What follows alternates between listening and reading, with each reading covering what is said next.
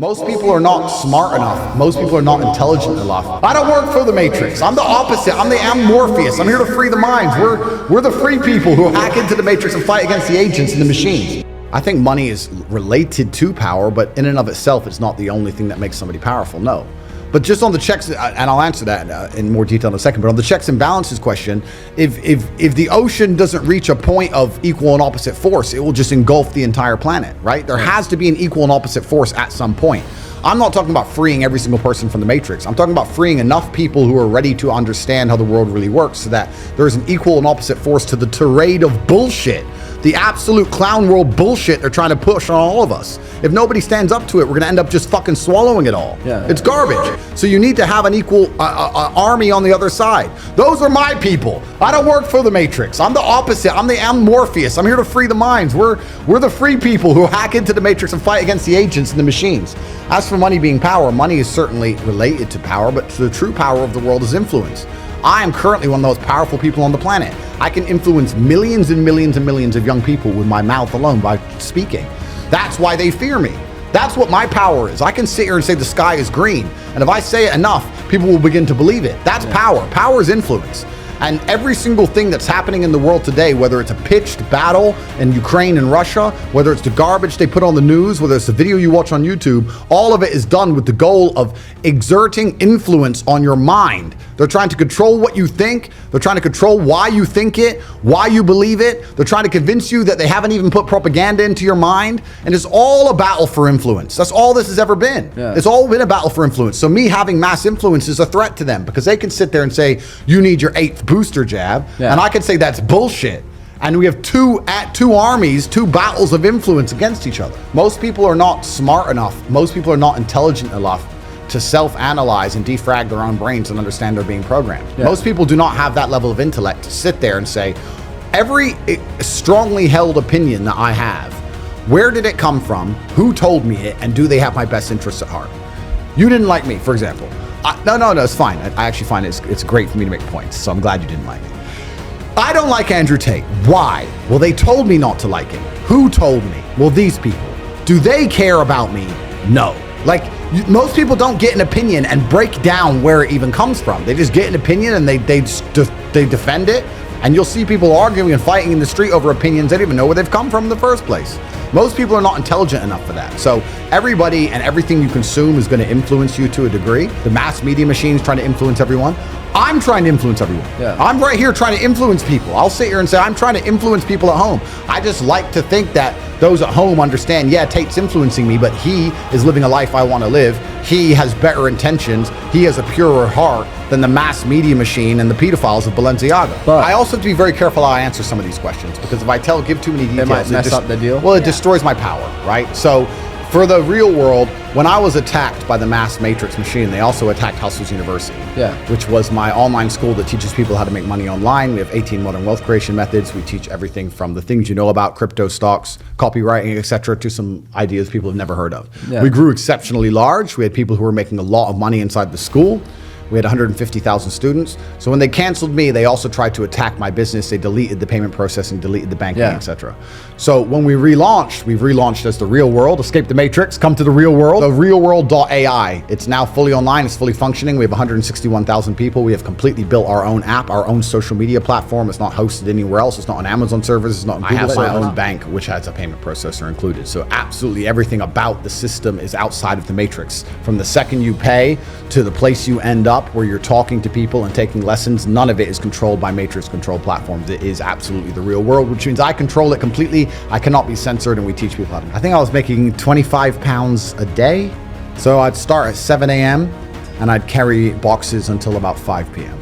And when was the first time you actually made some money? I was kind of up and down. I was working in the fish market, but I was still fighting at the same time. I was training. Obviously, I was really young. Started to make a little bit of money fighting, but not much. And then I had different jobs. I sold television advertising and worked for an advertising company, etc. And I had my own business for a while trying to sell TV advertising. And I had a bunch of sales jobs back and forth, worked for car sales. I'd always been doing this and that, going from place to place. Unless it was a sales job, I never really took it that seriously because it was the unlimited commission that I found attractive. But outside of sales jobs, I just did my very best to do a little bit of work and just sit at my desk and ignore most of it. But I did a whole bunch of things. It's been an eclectic, long, interesting journey to end up where I am. So I heard somewhere you said at 27 you made your first million. Around 27, 28, yeah. I'd say by 30, I may have had maybe 10, which now to me seems ridiculously low, but at the time I was super proud of that. I'm now 36. If you Google my net worth, it comes up at 350 million, and that's certainly very low. Right now, what is your net worth? It's a lot more than what they say it is on Google at 350 million. Your net worth? I'm the most influential person on the planet. So 350 million No, is but low. let's talk about this, right? Because net worth in and of itself is bullshit. Because how do you quantify net worth? It's nearly impossible. It's a valuation, right? It's a valuation, and the valuations are all skewed. I am certainly worth more than $1 billion. I can tell you why. One, for the things I own, which I'm not going to say here on camera, right? Yeah. Which is a bunch of it. Two, for the companies I have and the amount of money they generate. Once again, I won't say on camera because nobody would believe me even if I told them.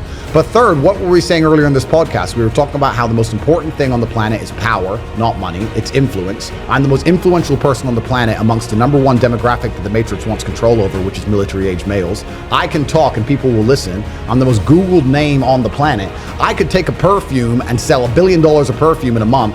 If I wanted to sell my soul, which I've never done because I've never sold trash to anybody. I've never sold a crypto pump and dump like everybody else has. I've never sold any shit to nobody. Yeah. All I sell is my university because it's fantastic and I can stick by it and it has 5-star reviews all over Google. So I don't sell shit to anybody, but I could pump a crypto coin to billions of dollars. I could do anything for any brand. And the number of brands who have come to me trying to make me align with them, and I've said no because I don't truly believe in it. I'm the kind of person who can't be bought. You cannot buy my soul. If I don't truly believe, I won't sell it to anybody.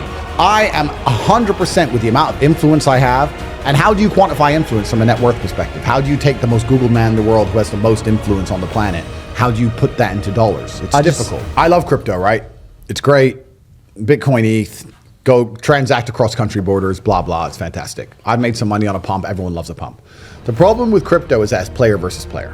Yeah. A lot of people don't understand this about crypto. And it's actually very funny because when people launch these crypto coins, they get these Telegram groups and they get these communities. And you go into community and everyone in the community is like, yeah, we're all going to make it together. Da-da. And I look at these communities, I'm like, no, those are your competitors. Those people are who's going to buy it when you sell it for more than you bought it for. Yeah. Like, you're all against each other. So they try this community crap so the person at the top can just dump on them. The truth is about crypto is it's player versus player. If I buy a coin for $1, the only reason I can sell it for $10 is because someone else buys it for 10. Yeah. It can't go up forever. The guy who buys it at 10 is going to lose eventually. So if I launch a crypto coin, I have to understand that a percentage of the people who buy it, a percentage of my fans are going to lose money in my name. I don't like the idea of people losing money in my name. Now, I'm not saying I would never launch a coin. I'm not saying that. I'm just saying that this is my reservation on the whole thing, because I know if somebody joins my university and works hard, even if they only make $300 a month, for example, it only costs them $50 a month. So they make more money than they invest. Nobody can lose by associating with my brand. This is why my brand's so powerful. Everybody who is a Tate fan and truly listens to my words is in better physical shape, better financial shape, better mental health they've ever been in their lives. Becoming a Tate fan is a life hack to improving your life. You cannot possibly lose by listening to me in any regard. Whereas with a crypto coin, some people will lose money. And I can't sleep at night knowing that my fans lose money. I don't want that. I'm not a scammer. I'm not one of these. I'm not Logan Paul. I don't sell crypto pump and dumps. I'm not a piece of shit. I want everybody who's associated with me to win and only win. So for that reason, I would be extremely hesitant about launching a crypto coin. And the day I do it, if I decide to do it, there's going to be a lot of checks and balances and absolute transparency to make sure that